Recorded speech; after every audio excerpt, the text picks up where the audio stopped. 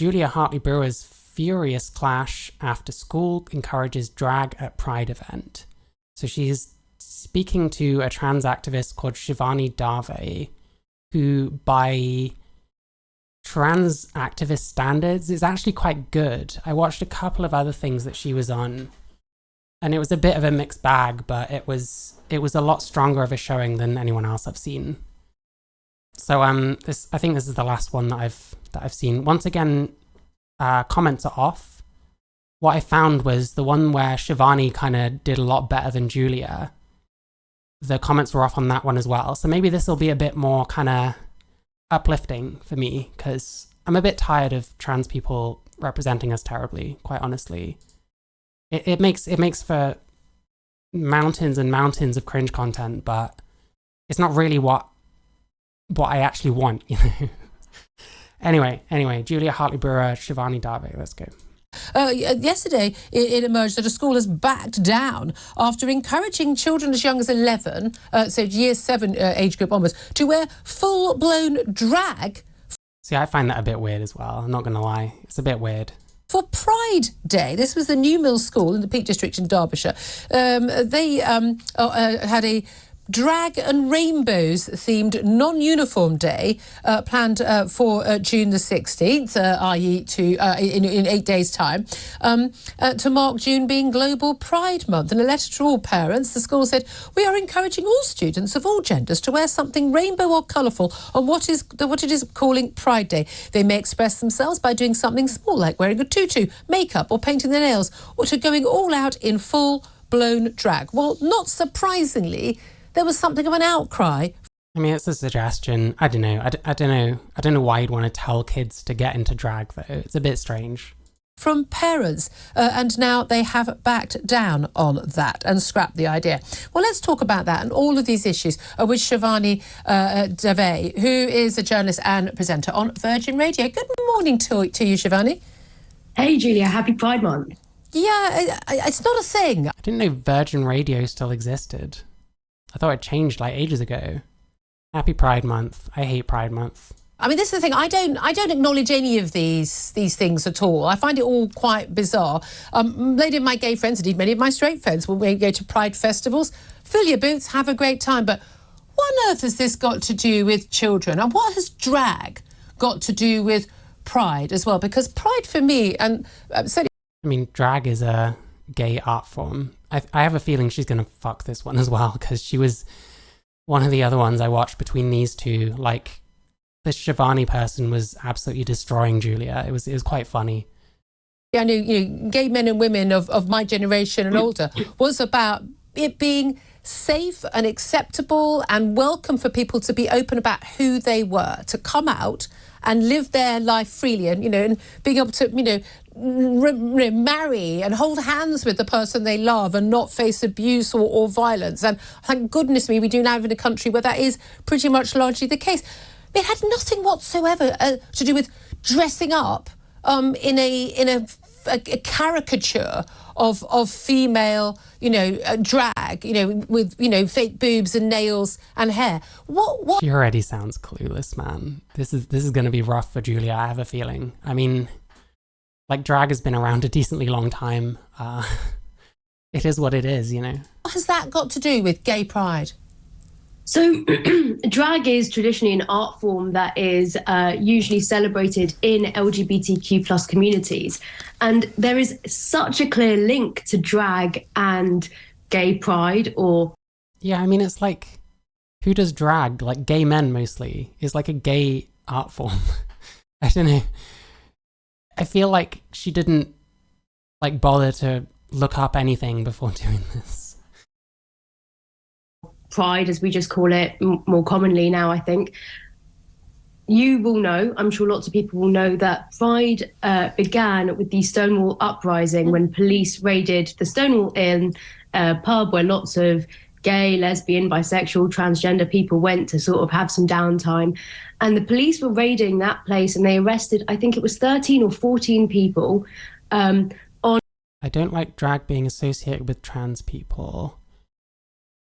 I don't think any trans person should have to accept drag as being like them, if that makes sense.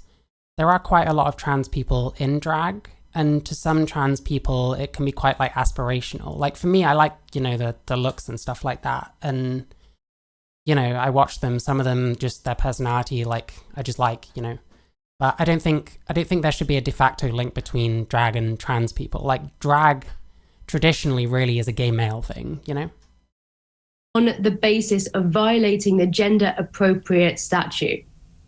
So that basically, a gender appropriate clothing statute, which basically meant people who were born women or born men dressing up in things that were for men or for women. Things like trousers or a blazer, that kind of thing. And actually, the person who really started to, or is credited to really kick off a lot of the activism for the uprising at the Stonewall Inn is a lesbian woman called Stormy.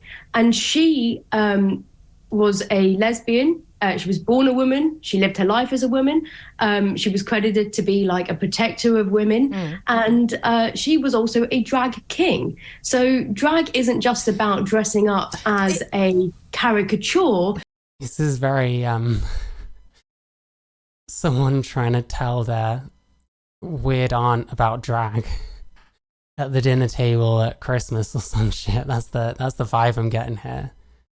In the way that lots of people in the media. Okay, no, I would accept that. It's sort of almost like part of that culture. I accept that. I've gone to drag shows. I've been to parties where, you know, the drag acts are part of the entertainment. Absolutely great fun. I don't know why anyone would think it was appropriate for children when we know that it is different from someone, say, dressing up as a clown or, you know, having someone dressed as a mermaid at your kid's birthday party, because actually a lot of it's very sexualised. We're seeing, I mean, certainly on social media, some very disturbing videos coming out of America in particular, where this is being pushed, drag story time and the like, but drag acts with overtly sexual puns in their name. I used to go to JoJo's in Soho many years ago, and that had drag acts. And again, part of the fun was they would have a name that was when you actually thought about it, actually it's a sexual pun. This has no place in schools, in nurseries. I mean, I know somebody who's genuinely I like the performance, but I know drag is perceived as a pastiche of womanhood, trans people aren't playing dress up. Yeah, of course. Yeah, I mean, to me, it's always been like a gay male thing that some trans people, you know, get into as well. But yeah, it shouldn't be equated really. Like, it's like saying that a transvestite is trans because they wear women's clothes. Like, yeah, I agree. It shouldn't be like inextricably linked. Like, there's some trans people that do drag, not drag is a part of all of us or whatever. There's probably better ways of putting that, but you know, I think I see what you're saying, and I do agree. Their nursery for their 2-year-old. They've got whole Pride Month. They've got rainbow flag. They this. I don't understand what this has got to do with educating children. You know, when, you know, on this day we're marking this and on this day we're marking that. And I'm thinking, when is eating crayons and getting messy in the sandpit day? That's what children should be doing at nursery. Why does this ideology, why does this have to be so...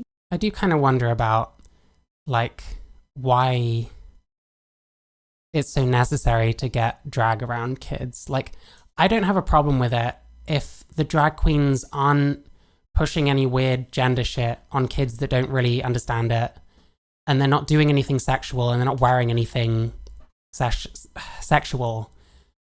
Like, that to me is fine, but I don't know. There's definitely things I've seen that have, like, pushed my limit on that.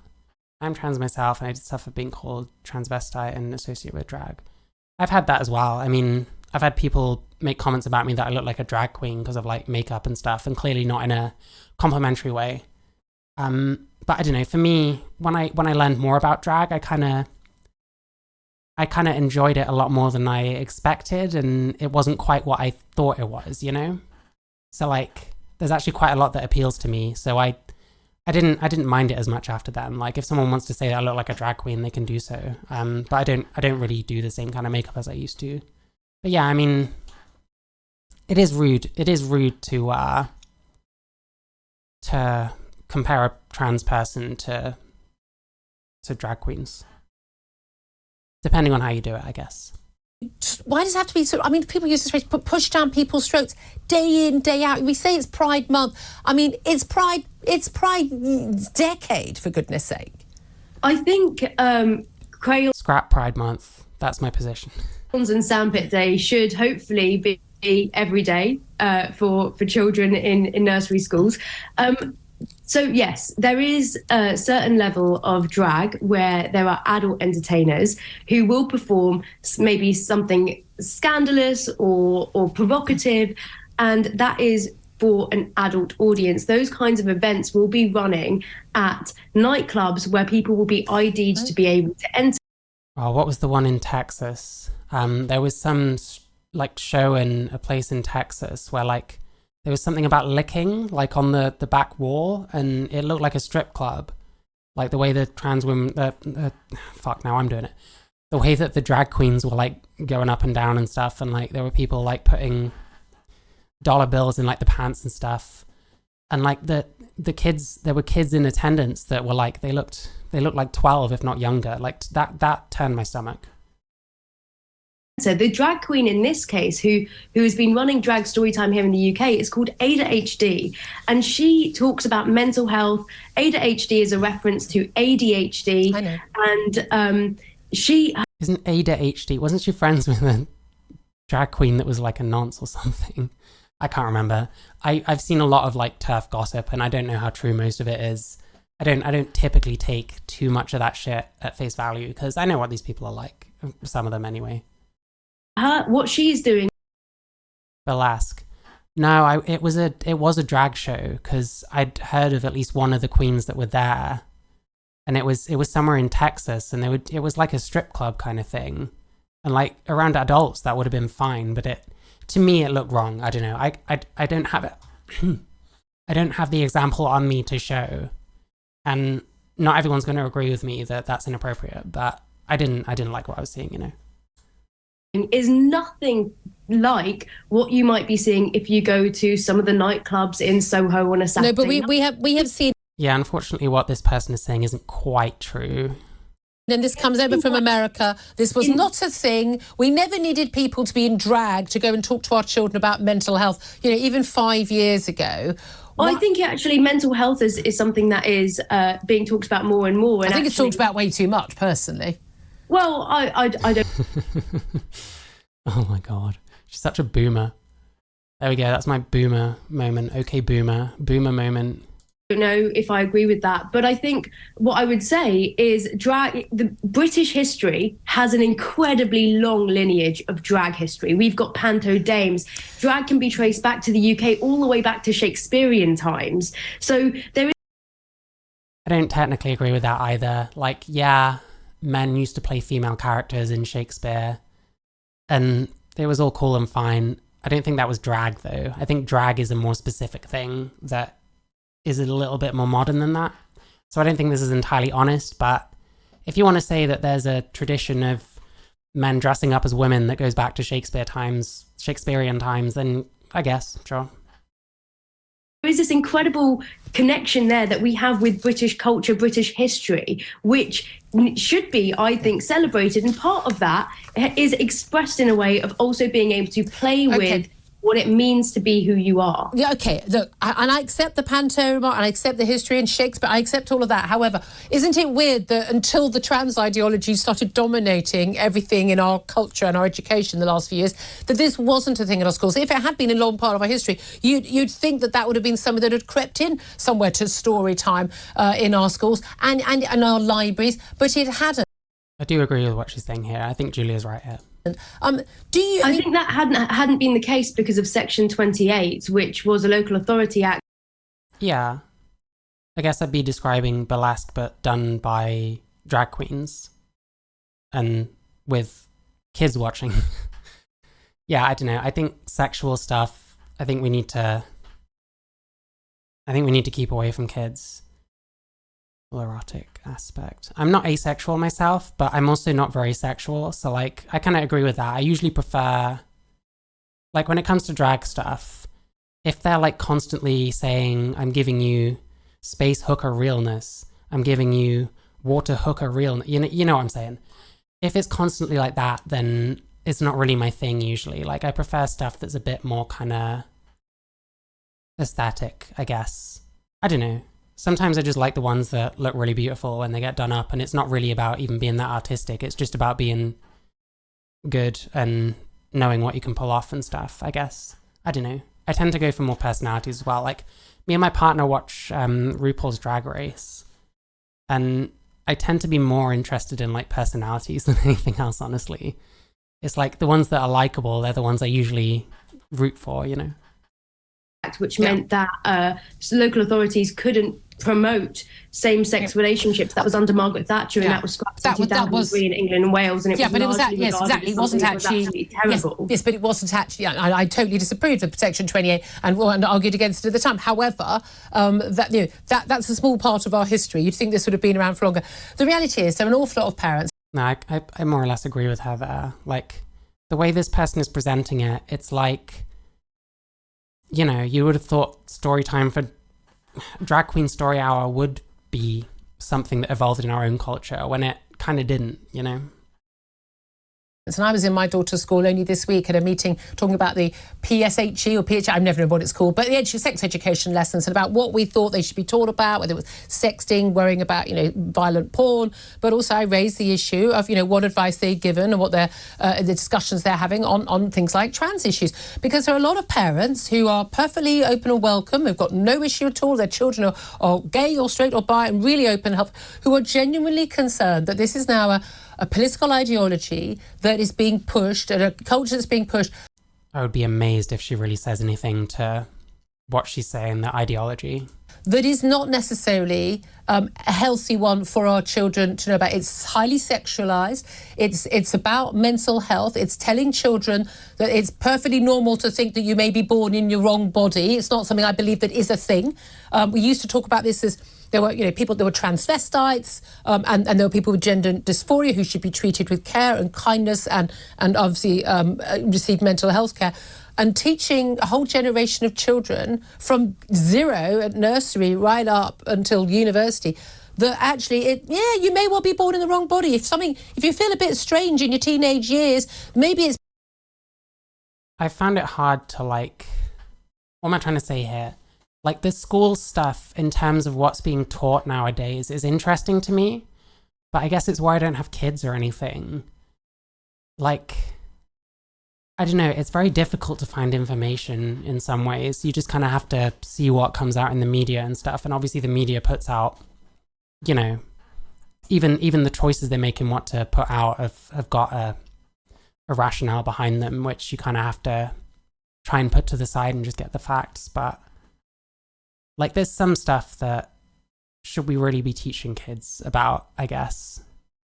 I don't mind normalizing drag as an art, working to associate it from LGBT, but this isn't the way to do it. As in, Story Hour? Maybe, I don't know.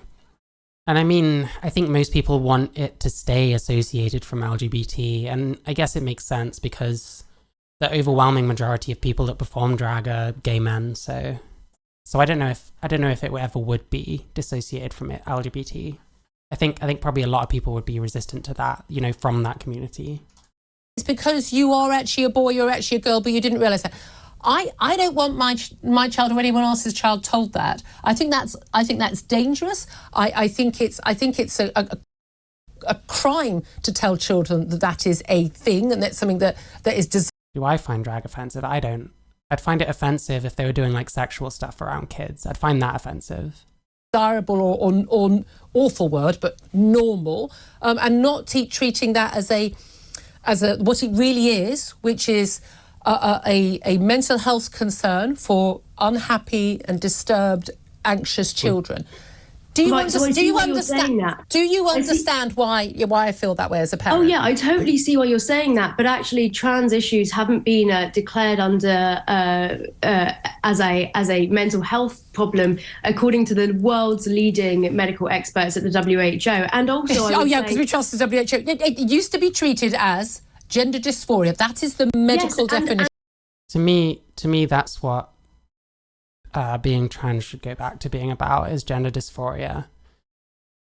You can identify as what you want, and if you need to access certain services, then fine. But anyone calling themselves anything, what's even the definition at that point? What does it even mean? And where trans to some people means something specific, i.e. they have dysphoria, you can't have that kind of group with so many different definitions where some people just literally just call themselves what they want and other people like are a thing because of a thing they have going on with them, you know, if that makes sense.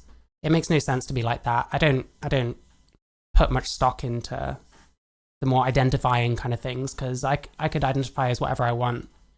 And who's anyone to tell me otherwise? In plenty of circles, to tell anyone otherwise is a great offense. So. And when women went through the menopause, it used to be treated as hysteria. Things change and things develop, right? No, but the menopause is women. Oh, I already get the transmed comments constantly. I get way worse than that. What is it? Quisling. That's the one everyone likes now. Bootlicker. I'm right wing. I want to police people's bodies. All sorts of fucking stupid shit. Women literally do go through the menopause. I did let you speak. You asked me a question. I'm trying to. So what I would say is with trans issues, what is happening here is nobody is ever saying you might be trans because you're feeling a little bit funny. But what they're doing is they're allowing people the opportunity to explore their gender and they're telling them you might be trans. In a way. Should kids that young be exploring their gender? I don't know. I was super impressionable as a kid. And I mean, I ended up being trans and I'm cool. I have no regrets. Like, I'm at the point now where I can pretty much be like, yeah, I was born a male. According to probably plenty of people, I'm just a man. If that's what you think, that's what it is. You know, and if what I am is a man with tits and a near vagina, then I'm really fine with that, you know? I don't know that it's a good idea to bring up with kids. Like, as to what age maybe, I'm not sure, because I don't know. Like I've mentioned before, I don't have kids, so trust me, I know what's going on in girls' schools. I was at one not that long ago, and I know what's going on, and it's allowing people. This person agrees with what's going on, so what they're going to be perceiving is very different to what this person's going to be perceiving. You can't really trust a person's experience in that way. It's just like if you point out issues you see with trans communities and your friend who agrees with everything all the people in the trans community says is saying, oh, I don't see that problem. I don't think that really happens. Like, I've never seen that. You can't fucking trust that person. They agree with the shit that you're calling out. People to explore themselves in ways. Lots of these things are extremely medicalized processes. You can't just walk into a hospital and say, I want that surgery. It comes with lots of psychiatric and medical. No, it doesn't. We know what was the Hilary Cass reported at Tavistock, which is the leading gender dysphoria clinic for children in the country. Her report showed that actually no, children were literally walking in and were put on puberty blocker drugs very, very early on, often without parents' consent. I need to look into the Tavistock clinic more. Sunny J. Enjoyer, how are you doing? I don't know how much longer I'm going, but it's good to see you. A long road to infertility and body. There is absolutely no evidence to say that puberty blockers lead to infertility.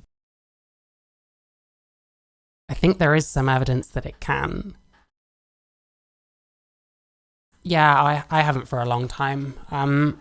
I started covering this kind of stuff because of how often it felt like I was just being gaslit to fuck, and how often other trans people seemed incredibly like,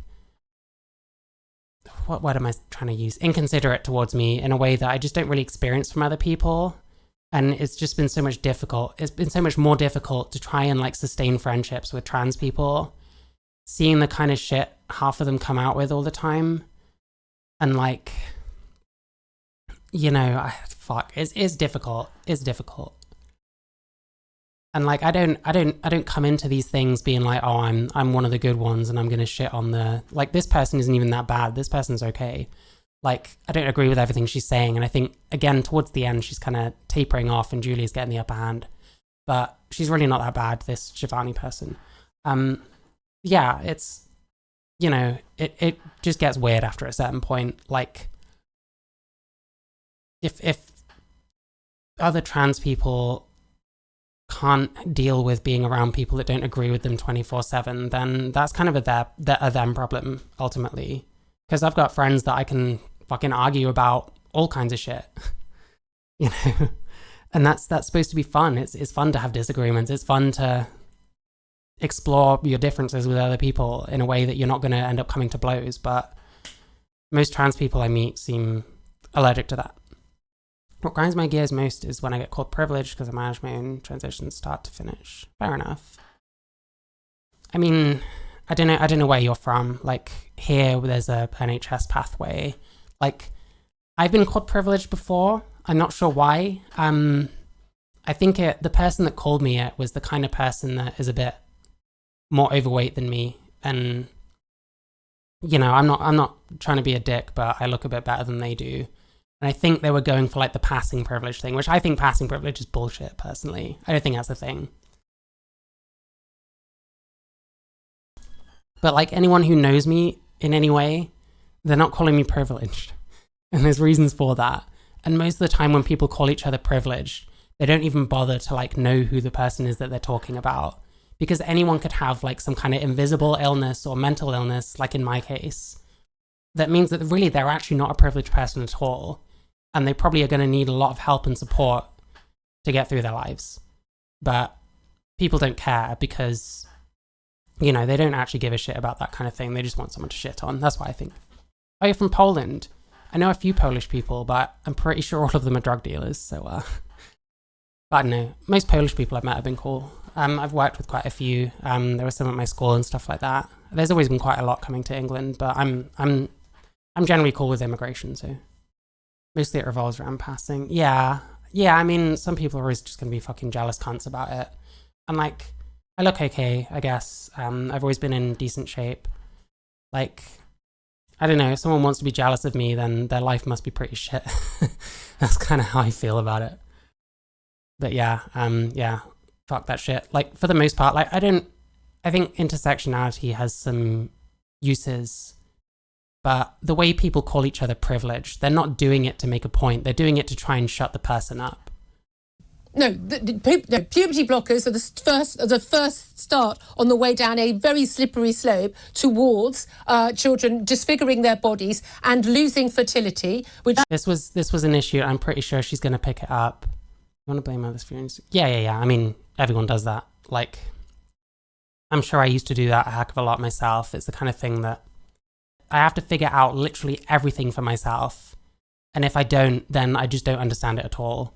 So like, things like that have taken me a long time to like get to grips with. But, you know, there's an awful lot of people out there who really don't have an excuse for still acting like that at whatever age they are. I know people older than me that do it. So I think she's probably about to pick Julia up for this.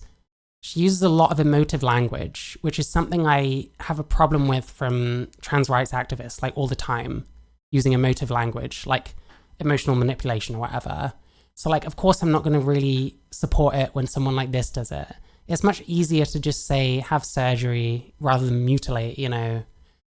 I think she's going to probably pick her up for that, which is a shame because the questions about trans kids are really more about like consent and stuff like that, which we haven't gotten into.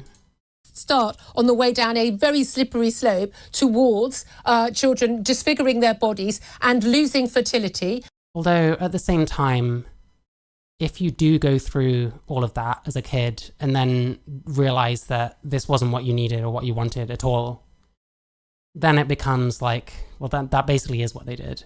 But at the same time, it's still emotive language. It's still quite leading.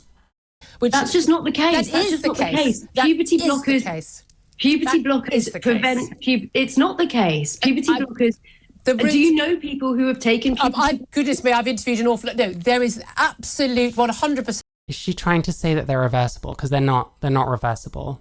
That isn't an official line anymore. I knew so many people that ran around pushing puberty blockers, talking about how they're completely reversible. It's not true.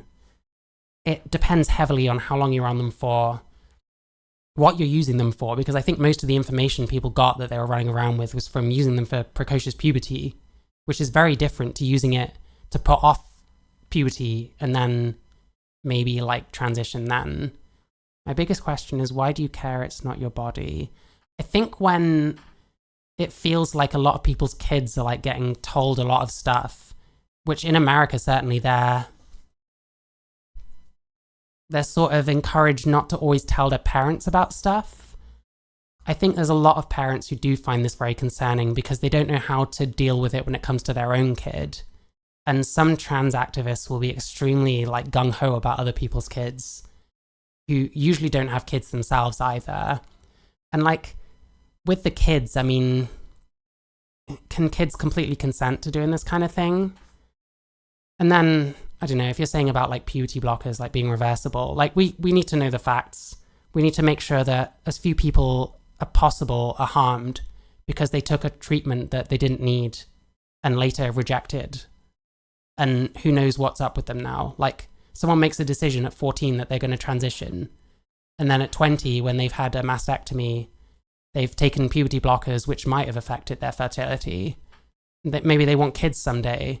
First off, they're never going to get that female experience of like breastfeeding their child. That's something they've taken away from themselves.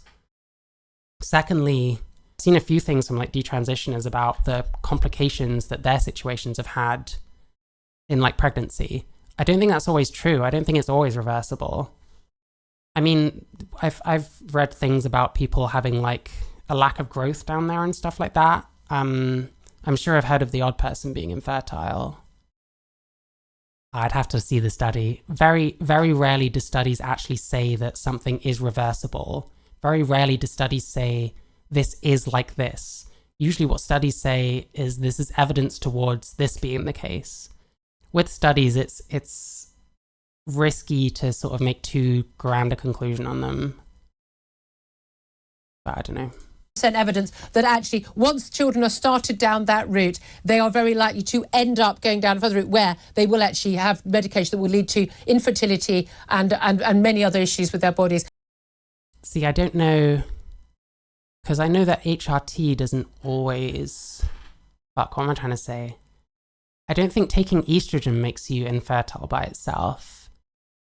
And then a T blocker, I think that you can reverse the infertility of, because they basically switch off your sperm production, as it were. I don't know. I do need to do more reading about it. Like if you send me anything in DMs, I can have a look. I'm kind of learning as I go to an extent because there's a lot of stuff I feel like I need answers on. Look, we could talk for much longer. I'm very happy to have you on the show. Let's do this again. But Shivani Dave, we have to leave it there.